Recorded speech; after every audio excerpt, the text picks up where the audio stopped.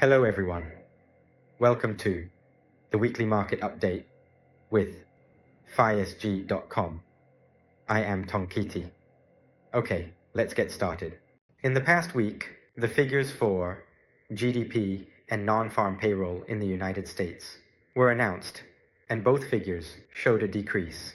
We have concluded two major events in the past week, and what we are about to face, which is a big event that occurs every 4 years, is the election in the United States. We still do not know who will be the new president of the United States, which will certainly have an impact on economic policies, international relations, and of course, asset prices. Last week, the GDP figures for the third quarter of Germany, the third largest economy in the world, were announced to have decreased. This will certainly have an impact on Germany's stock market and will affect global growth. This announcement of decreased figures will lead to a slowdown in the global economy.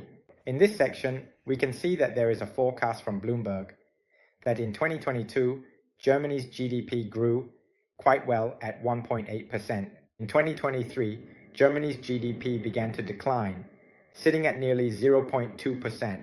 In 2024, Germany's GDP is not expected to grow much.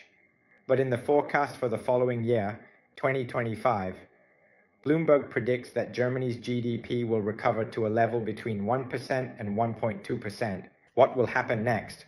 Certainly, after the market has absorbed various important events, such as the GDP announcements from the largest economies in the world, including the United States, the United Kingdom, Germany, China, and India, the market will refocus on interest rates as a key issue.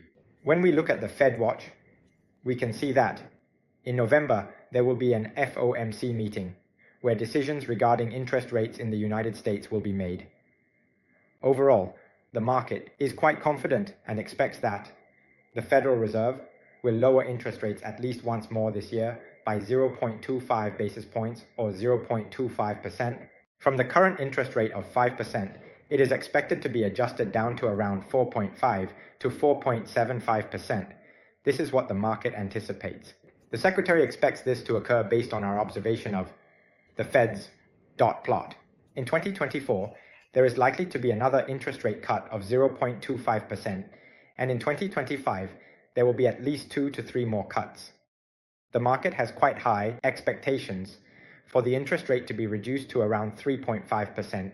Next, let's look at the direction of asset prices, starting with the US dollar, or the DXY dollar index. Currently shows no significant movement in a clear trend.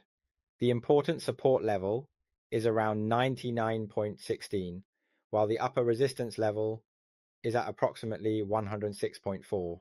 The market certainly expects that after the US elections, the US dollar and other currencies will show a clearer trend.